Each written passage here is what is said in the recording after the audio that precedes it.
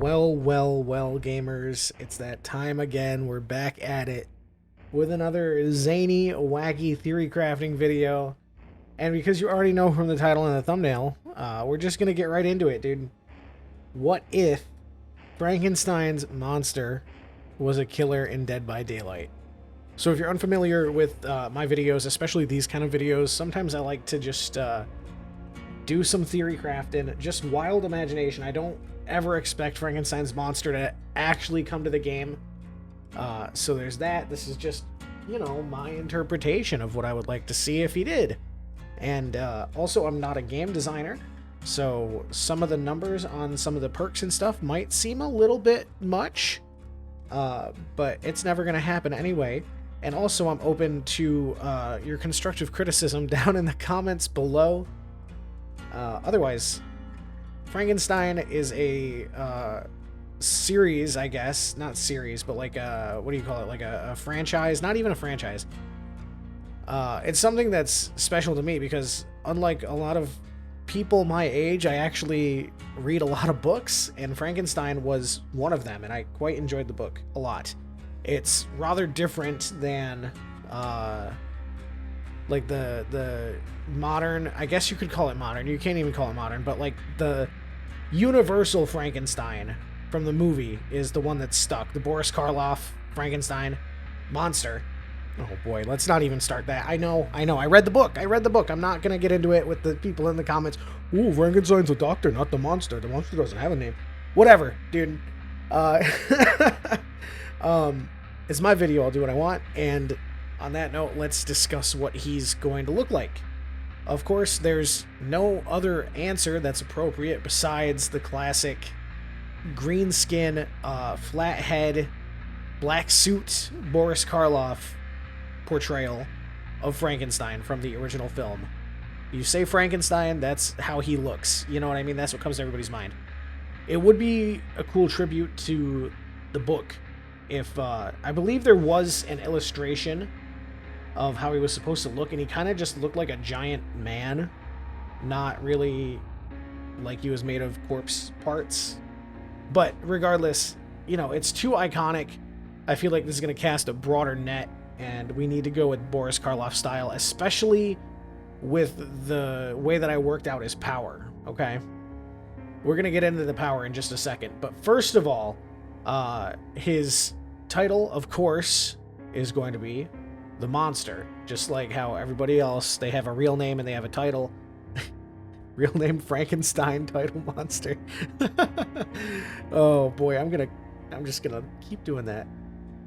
He would come with a map, which is something I think could be cool. Like I said, I'm not a game designer, so don't really expect too much out of this idea, but I think it would be cool to have Castle Frankenstein be a map, and there would be platforms like the one that he's raised up on to catch the lightning bolt, right? So the idea is you walk onto the platform and you have an interactable switch. The platform goes up and you're in a different part of the map, and then either the platform automatically comes back down or has to be interacted with on both sides. I think that could be cool. That's not something that we've seen yet in DBD, is like interactable map like set pieces, I guess. And I think that would be a cool and thematically matching thing that's unique for this map. You know what's kind of funny? We also thought that we were going to get some sort of like vampire castle with the tome cutscenes before the Dredge came out. So I think this is fitting that we get a castle. So let's talk about the monster himself. Of course, we already mentioned Boris Karloff style, green skin, flat head, big boots, whatever.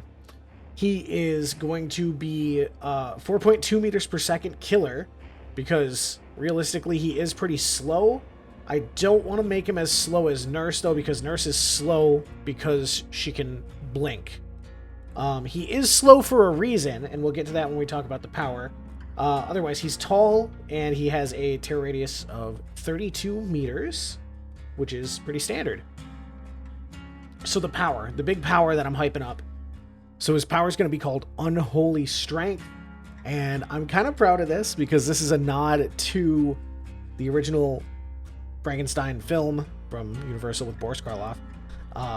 he, spoiler alert for a movie from like 1928 or whatever the fuck, but there's a point where, because he's not a violent monster unless he's provoked, right? So basically he breaks out of the castle and he wanders around and he finds a little girl at a lake, and she like gives him a flower and all that stuff, and he picks her up, but kind of unknowingly, unmeaningly throws her into the lake because they're throwing the flowers and they float.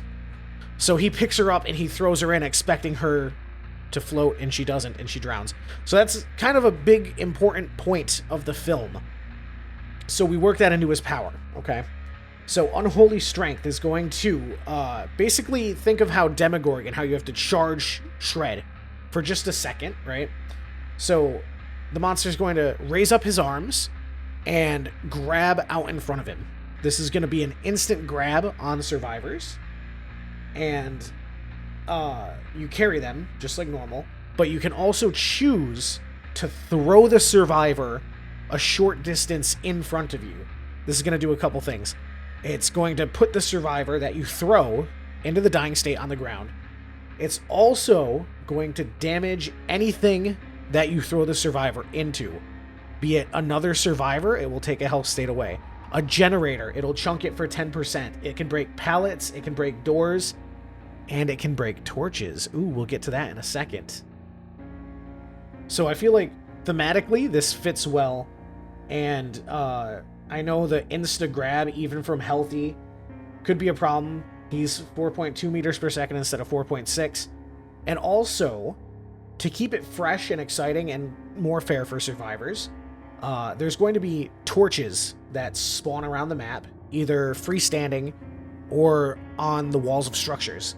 Survivors are going to be able to pick these torches up, and they work just like items. They have a usage bar, and what you can do is you can use it to swing the torch back and forth, and if you're within range of the monster while you're doing this, it's going to slow him down. Now, these torches are limited in number, and like I said, limited in use as well, so it's only a temporary solution. I think that this is also a great thematic part of his power, but also keeping it more fair for survivors, like I said, because he does technically have that insta-down on the grab. Alright, here we go. Let's talk about the perks that the monster is going to come with. I had a little bit of fun with these, and if you're picking up what I'm putting down, let me know in the comments down below. Tell me that you're a knower. The first perk that we have is called Ride the Lightning. When you hook a survivor, Ride the Lightning is going to activate for 30, 45, or 60 seconds, depending on the tier of the perk. Any generator that's not being worked on, that's in your terror radius, is going to regress at 100%, 150%, or 200% speed, depending on the perk tier, for that duration. So I really liked how we basically got a manual ruin with Call of Brine. This is kind of a mix between the way that Brine is manual and the way that Ruin is automatic. So I kept it at the same speed, but like I said, we can always tweak some numbers and stuff. The next perk that we have is called Creeping Death.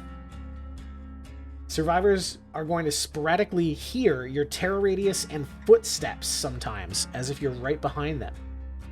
Survivors who stay on the same tile for too long while affected by Creeping Death are going to scream and reveal their location for 2, 3, or 4 seconds, depending on the perk tier. This one I wasn't sure what else we could do. I just added the extra seconds on.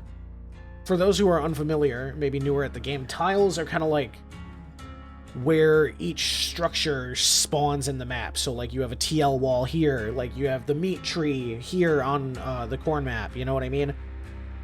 Killer Shack is on this tile, that sort of thing.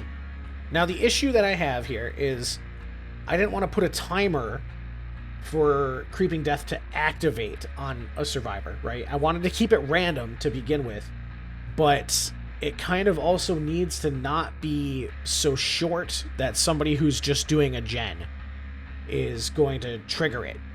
But at the same time, we can't make it so doing a gen prevents it, because I want it to be random. So I guess, have it be a really wide window of time that it takes. And sometimes it'll happen if you're on a gen, sometimes it won't. This would be kind of funny with with Dead Man's Switch, now that I think about it. Anyway, the final perk that we've devised is called All Nightmare Long. So when a generator is completed, you're going to gain a stacking speed boost starting at 5%.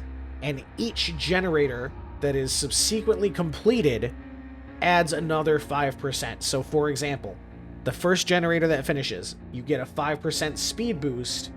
The second generator that finishes, you get a 10% speed boost. The third generator that finishes, you get a 15% speed boost.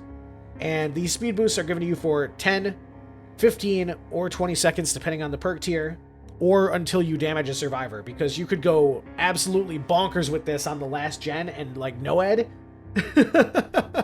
So we want to keep that in check right there. Might want to make it just a little bit longer. I was thinking, like, I don't know, 15, 30, 45 seconds, but 45 seconds sounds insane. Especially with that huge 25% speed boost from the 5th gen. So really, that's it. I don't know, maybe we could do a skin of the book version of the monster, I suppose, but I don't think we would be getting any other skins at all. Otherwise, that's really it. We talked about the map, Castle Frankenstein. We talked about the monster himself. We talked about his power and his perks. I'm not really interested in designing survivors and all. So if you have a suggestion for a survivor that would come with the monster, let me know in the comments down below. Perhaps, who knows, it'll be Henry Frankenstein, you know, like from the film, because he's Henry Frankenstein instead of Victor Frankenstein. Victor's his brother. I don't know, dude. It's a weird film. If you haven't watched it, I suggest you watch it at least once. Anyway, that's all from me. I have also a Jason Voorhees theory crafting video and, drumroll please, Springtrap from Five Nights at Freddy's. Wow, dude, that one has like 6K views. I'm pogging out of my mind. If you guys want to see those, I'm going to link them in the description down below as well. Probably on the end of this video if I remember to do it. Otherwise, if you guys enjoyed this video, leave a like, comment, subscribe, do all that YouTube stuff. I upload Dead by Daylight content every day, and I stream over at twitch.tv/MaxBakerTV. Fridays, Saturdays, Sundays, and Monday evenings. Maybe we'll expand on that. I don't know. Starting at 7 p.m. Eastern Time. Anyway, it's a good time. I gotta go. I'll see you guys in the next video. Take care and peace.